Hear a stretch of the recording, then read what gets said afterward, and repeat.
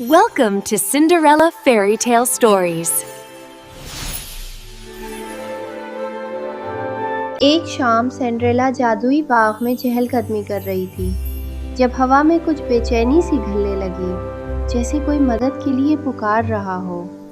अचानक एक नन्ही सी रोशनी उसके सामने तेजी से गुजरी, जैसे किसी ने घबराकर पनाह मांगी हो।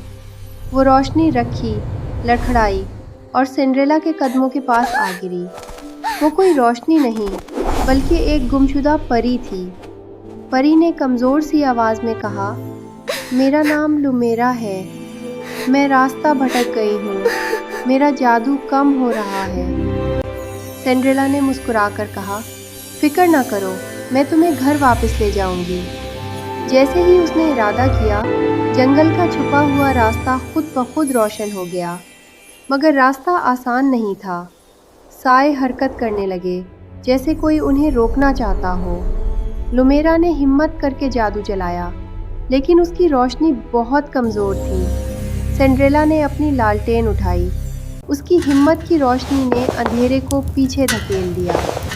अगला कदम बढ़ा तो एक शफाफ क्रिस्टल का पुल नमूदार हो गया, जैसे किसी और दुनिया का दरवाज़ा हो।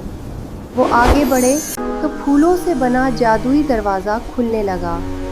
ये परियों की दुनिया का दर था। दरवाज़ा खुलते ही लुमेरा के परों में रोशनी लौट आई। परियों की मलका खुद सामने आई और बोली, तुमने हमारी परी को बचाया सिंड्रेला। पूरा परी लैंड चमक उठा, जैसे जिंदगी वापस आ गई हो। मलका ने एक रोशन क्रिस्टल तोहफे में देकर कहा, ये रोशनी हमेशा तुम्हारी हिफाजत करेगी। लुमेरा ने शुक्रिया के तौर पर सिंड्रेला के गाल से जा लिपटी। अब वापसी का वक्त था। एक सुनहरा दरवाज़ा खुद ब खुद खुल गया। परियां उसे अलविदा कह रही थीं, जैसे वो उनकी बहादुर मुहाफिज थी। सिंड्रेला फिर अपने बाग में थी, मगर दिल में अब एक नई चमक थी।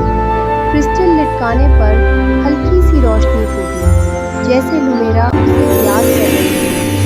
हवा में एक सरगोशी उठी, दोस्ती कभी नहीं भूल जाती। यूं सिंड्रेला की बहादुरी ने एक पूरी परी दुनिया को बचाया और उसके दिल को एक नई। Thanks for watching, and don't forget to subscribe.